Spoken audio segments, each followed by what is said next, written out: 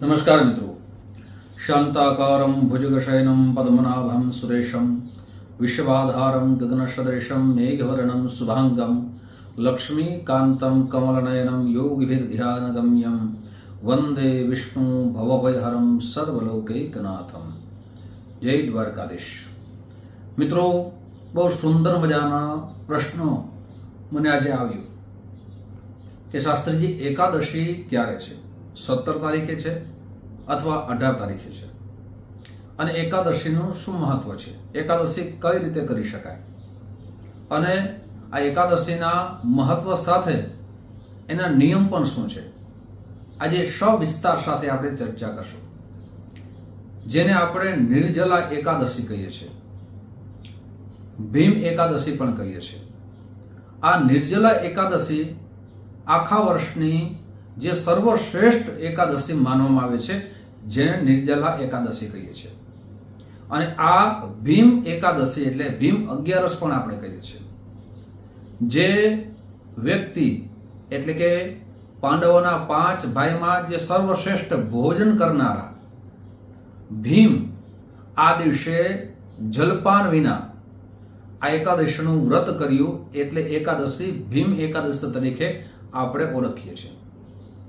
સાથે આખા વર્ષની જેટલી પણ એકાદશી આવે, એક 12 માસની 24 એકાદશી આવે, એક શુક્લ પક્ષ અને કૃષ્ણ પક્ષ, પણ અધિક માસ હોય તો 2 એકાદશી વધી જાય, એટલે કે 26 એકાદશી થાય।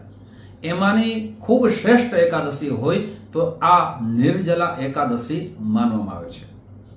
હવે આ એકાદશી ક્યારે છે તો કે 17 તારીખે 4:43 એનો આરંભ થાય છે, અને 18 તારીખે એટલે કે મંગળવારે 6:30 વાગે એનો અંત થાય છે, એટલે પૂર્ણ થાય છે।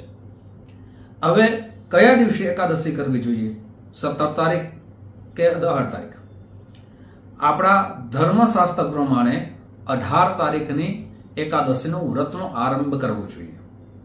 શા માટે તો કે ઉદિત તિથિ લેખવામાં આવે છે 6:30 વાગે, અને 17 તારીખે વૃદ્ધિ તિથિ છે, એટલા માટે ઉદિત તિથિનું જો કોઈ વ્રત કરવામાં આવે તો એનું શ્રેષ્ઠ આપણા જીવનમાં ફળની પ્રાપ્તિ થાય છે। સાથે આ એકાદશી ધર્મ, અર્થ, કામ અને મોક્ષ દેનારી એકાદશી માનવામાં આવે છે, ભક્તિ વધારનારી એકાદશી માનવામાં આવે છે, મુક્તિ આપનારી એકાદશી માનવામાં આવે છે, અને આ એકાદશીનું પરમાત્માએ ખૂબ આપણા ઉપર કૃપા કરે છે। આ એકાદશીનો નિયમ શું છે કે નિર્જલા એકાદશી એટલે કે જલપાન પણ ન કરવું જોઈએ, જલનો આપણે પીવું પણ ન જોઈએ। પણ આજનો સમય પરિવર્તન આવ્યો છે, તો આજે 3 પ્રકારના માણસો વ્રત કરે છે।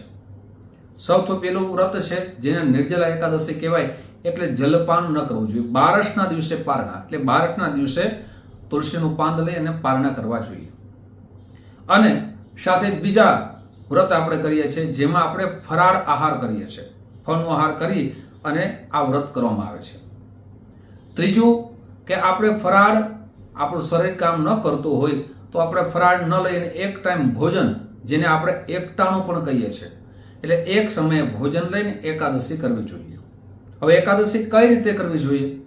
પ્રાતકાલમાં ઉઠી જઈએ, ભગવાન સૂર્ય ભગવાનને જલ આપવું જોઈએ, સાથે આપણા જે પંચાયત દેવતાની પૂજા છે એ પંચાયત દેવતાની પૂજા કરવી જોઈએ।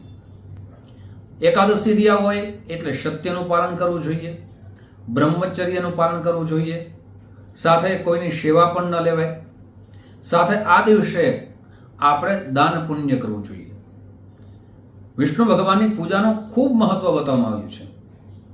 પીળા પુષ્પથી ભગવાનની પૂજા કરીએ, પીળા વસ્ત્ર ધારણ કરીએ, સાથે બારસના દિવસે એટલે કે 19 તારીખે પારણા કર્યા ત્યારે બ્રહ્મ ભોજન કરાવવું જોઈએ, બ્રાહ્મણને દક્ષિણા આપવી જોઈએ, બ્રાહ્મણને ફળનું દાન કરવું જોઈએ, બ્રાહ્મણને વસ્ત્રનું દાન કરવું જોઈએ।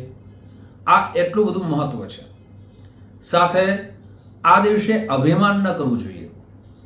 એકાદશી રહ્યા છે, આખો દિવસ હરિકીર્તન કરવું જોઈએ, હરિભજન કરવું જોઈએ, હરિસ્મરણ કરવું જોઈએ। સાથે વિષ્ણુ ભગવાનના વિષ્ણુ સહસ્ત્રના પાઠ કરવા જોઈએ. જે આપણે સત્યનારાયણ ભગવાનની કથામાં જે નામ લઈએ છીએ, જેને વિષ્ણુ સહસ્ત્ર કહેવામાં આવે છે, 1000 ભગવાનના નામ, તે ન કરી શકીએ તો ઓમ નમો ભગવતે વાસુદેવાય આ મંત્રના જપ કરવા જોઈએ. ઓમ વિષ્ણવે નમઃ આ મંત્રના જેટલા જપ થાય એટલા કરવા જોઈએ. કોઈની નિંદા ન કરવી જોઈએ. પણ મિત્રો, વ્રત કરો. 3 પ્રકારના વ્રતની મેં ચર્ચા કરી છે. આપનું શરીર જે રીતે હોય, આપની ઉંમર જે હોય એ પ્રમાણે વ્રત કરવું જોઈએ. વ્રત કરી અને બીમાર પડીએ તો બીજાની સેવા લઈએ એ પણ યોગ્ય નથી. સાથે આપણા ધર્મશાસ્ત્ર પ્રમાણે આજનો યુગ પરિવર્તન થયો છે, તો ફળ આહાર એટલે કે ઘણો બધો આહાર લઈ એટલે ફરાળ લઈએ એ પણ યોગ્ય નથી. શરીર જેટલું આપણે હરિકીર્તનમાં જોડાઈ શકે, શરીર આપણી શક્તિ મળી શકે એટલો ફળનો આહાર કરવો જોઈએ. સાથે આ એકાદશીના દિવસે પણ 3 ઉત્તમ યોગ નિર્માણ થઈ રહ્યા છે. અને જે દિવસે બારસના પારણા છે તે દિવસે પણ 3 યોગ ઉત્તમ નિર્માણ થઈ રહ્યા છે. જ્યોતિષશાસ્ત્રના નિયમ અનુસાર આ 3 યોગના આપણે એકાદશી કરીએ એટલે એકાદશીનું મહત્વ ખૂબ વધી જાય છે. જે આપણે જાણીએ છીએ, જે એકાદશી છે તે દિવસે પહેલો યોગ નિર્માણ થાય છે ત્રિપુષ્કર યોગ, જેનું આપણા ધર્મશાસ્ત્ર જ્યોતિષશાસ્ત્રમાં ખૂબ મહત્વ છે. બીજો યોગ છે શિવ યોગ. હરિ અને હર બંને ક્યાંય જુદા નથી. માણસના વિચારો, માણસના ભક્તિ કરવાના કદાચ વિચારો અલગ હોઈ શકે, પણ તે દિવસે હરિની સેવા અને હરિની પૂજા અને શિવ યોગ નિર્માણ થાય છે. એટલે હરિ અને હર બંનેની પૂજાનો અવસર. સાથે ત્રીજો જે યોગ નિર્માણ થાય છે, ઉત્તમ નક્ષત્ર છે એ સ્વાતિ નક્ષત્ર છે એકાદશીના દિવસે. હવે બારસના જે દિવસે આપણે પારણા કરવાના છે, આમ તો દસમના દિવસે જ આ વ્રતની શરૂઆત થાય. દસમના દિવસે આપણે હળવો ખોરાક લેવો જોઈએ. અને સાથે એકાદશીના દિવસે બપોરે શયન ન કરવું જોઈએ. રાત્રે પણ જેટલું સકીર્તન થાય એટલું જાગૃત રહીને જાગરણ કરવું જોઈએ. જાગરણના એટલે કે રાત્રે પણ જેટલું સકીર્તન થાય, હરિસ્મરણ થાય એટલું અવશ્ય કરવું જોઈએ. હવે બારસને એટલે 19 જૂન, 18 જૂનના એકાદશીનો આરંભ થાય છે. એટલે 19 જૂનના આપણે પારણા કરવાના છે. 19 જૂનના બહુ સિદ્ધ ઉત્તમ યોગ નિર્માણ થઈ રહ્યા છે, જેમાં સિદ્ધિ યોગ. ઘણા બધા જીવનના કાર્યો આ દિવસે કરવાથી એ સિદ્ધ તરફ થઈ આપણી સફળતા તરફ મળી શકે. હવે ઉત્તમ નક્ષત્ર છે, જેમ સ્વાતિ નક્ષત્ર છે તે દિવસે પણ વિશાખા નક્ષત્ર છે, જેને ઉત્તમ નક્ષત્ર માનવામાં આવે છે. સાથે અમૃત સિદ્ધિ યોગ પણ જે બારસના પારણા દિવસે છે. રવિ યોગ પણ છે અને તે દિવસે પ્રદોષનો પણ કાળ સમય છે, જે ઉત્તમ ફળ આપનારું માનવામાં આવે છે. મિત્રો, એકાદશી આપણા જીવનની અંદર ઉતારવાની છે. એકાદશીનું આપણા જીવનમાં ખૂબ મહત્વ બતાવ્યું છે. જેમ આપણા જીવનની અંદર અહમતાને દૂર કરી, મમતાને દૂર કરી અને હરિકીર્તનમાં જોડાઈ જાય એટલે એકાદશીના મહત્વ છે. વિષ્ણુ ભગવાનનું સ્મરણ એટલે મુક્તિનો માર્ગ મળે છે. દરેક જે આપણે જીવનની અંદર મમતાથી લઈ છીએ એ મમતાથી છૂટવાનો જે દિવસ છે એ એકાદશીનો છે. ધર્મનું પારાયણ, ધર્મનું આચરણ, સાથે ધર્મ સાથે આપણે દાનનું મહત્વ, ભક્તિનું મહત્વ અને મુક્તિ તરફ માર્ગ એ એકાદશી છે. હવે આ રીતે એકાદશી કરવામાં આવે તો પરમાત્મા બધા ઉપર કૃપા કરશે. મિત્રો, આજનો વિડીયો એકાદશી ક્યારે છે, શું કરવું જોઈએ, એકાદશીનું શું મહત્વ છે, સાથે સાથે એકાદશીની સુંદર કથા પણ છે. ભીમે જે 11 કરી, જેને ભીમ 11 તરીકે આપણે ઓળખીએ છીએ, એનું મહત્વ એટલે કે નિર્જલા એકાદશી.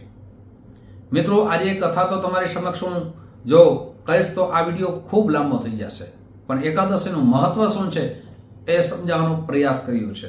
તમને આ વિડીયો સારો લાગ્યો હોય તો અવશ્ય ને અવશ્ય તમારા મિત્રોમાં ખૂબ શેર કરજો.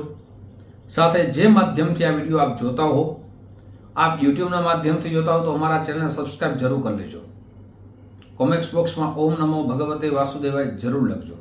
સાથે ફેસબુકના માધ્યમથી આ વિડીયો જોતા હો તો અમારા પેજને ફોલો કરી લેજો. મિત્રો, આ જ રીતે તમારો ગુનાને વધે અને જીવનને સફળતા તરફ જાય આવી ચર્ચા તમારી સમક્ષ મૂકતો રહીશ. આપ જે પ્રેમ આપો છો એ પ્રેમ બદલ આપ સૌનો હૃદયથી ખૂબ ખૂબ આભાર વ્યક્ત કરું છું. ફરીથી મળશું. આપ સૌને મારા જય શ્રી કૃષ્ણ મહાદેવ.